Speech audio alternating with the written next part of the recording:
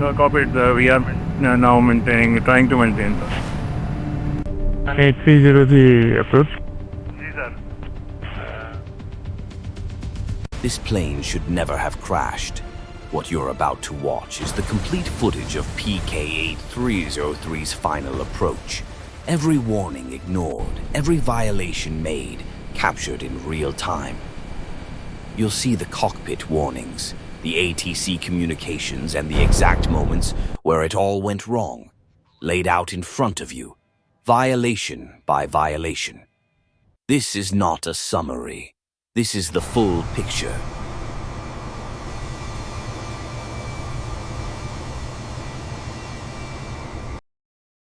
Visual 1. Altitude profile. Look at this chart. The blue dashed line one, that's where flight PK8303 was supposed to be.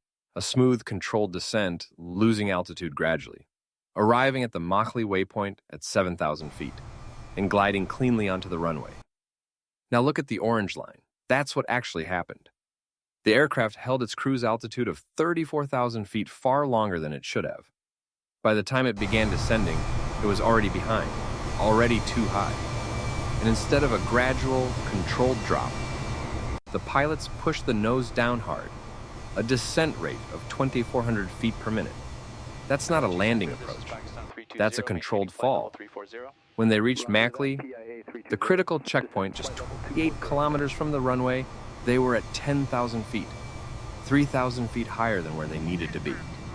Karachi Air Traffic Control had warned them 4 times, suggested they perform an orbit, a wide loop to safely bleed off altitude. Standard procedure, textbook response. The captain said no, every single time. And so the red line begins. Speed climbing, alarms activated. The runway coming up fast, far too fast. What happened next shouldn't have been a landing attempt at all. Visual 2, cockpit chaos. This is what the cockpit looked like in those final moments before touchdown. And I want you to understand that every single warning on this screen was active at the same time. The airspeed indicator, 340 knots, way above the maximum approach speed. The overspeed alarm was screaming. The altitude, still 4,200 feet when it should have been near zero on final. The ground proximity warning system, GPWS, was firing its most severe alert. Pull up. Pull up. Vertical speed, negative 2,400 feet per minute. The sink rate alarm added its voice to the chorus. And then, the most catastrophic detail of all, the landing gear, not deployed. 3 wheels, and not one of them was down. The gear up warning was blaring. The runway was seconds away. So how do you miss all of this? The cockpit voice recorder gives us the answer, and it's haunting.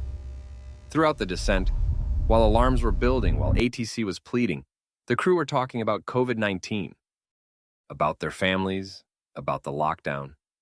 Their minds were somewhere else entirely. ATC said you are too high 4 times.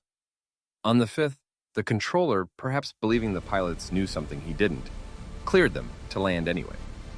The aircraft touched the runway without its wheels down. Visual 3, go-around sequence. What happened in the next 4 minutes is a cascade of failures that left no room for survival. The belly of the aircraft hit the runway. Not once, 4 times, in just 16 seconds. At 340 knots, the engines, hanging low beneath the wings, dragged against the tarmac. Sparks, friction, oil lines torn open. Both engines were hemorrhaging internally, even as the pilots decided to go around.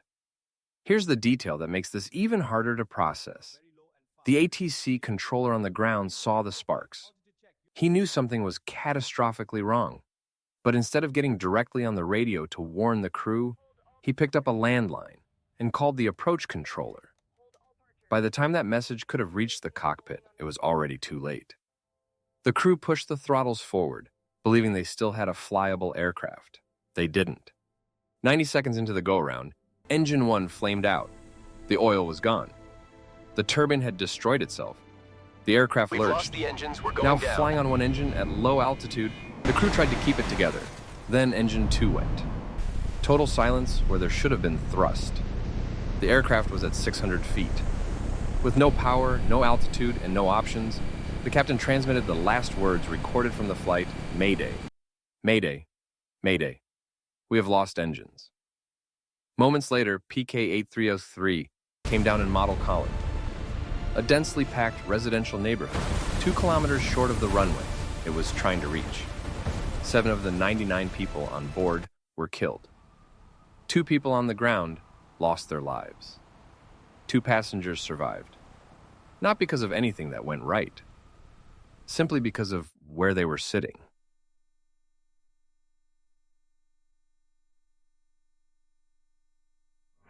He put 3 at Karachi. He put 3 at. He then avoided to manage. We are comfortable. We can make it. So we are comfortable now, and we are out of 3,500 for 3,000. Established by 2 5. We are established from 2 5 left. So you are 5 miles of flight down, distance passing 3,000 miles. What? Can you 303 tail and 25 left. Roger, Pakistan 830.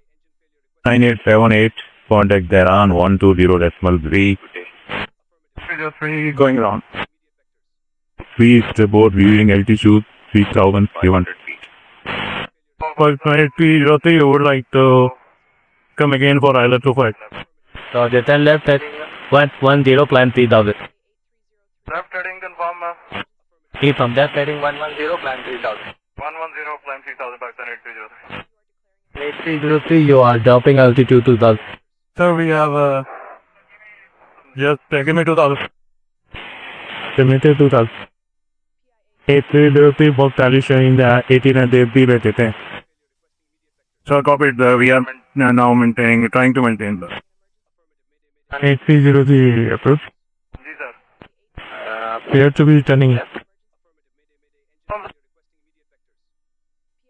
Wheels are proceeding back, sir. We have lost engines. Confirm you are carrying out belly ready? Runway available to land at 25.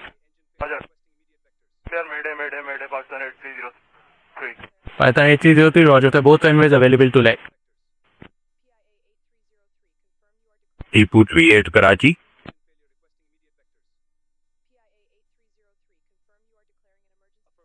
V8 Karachi.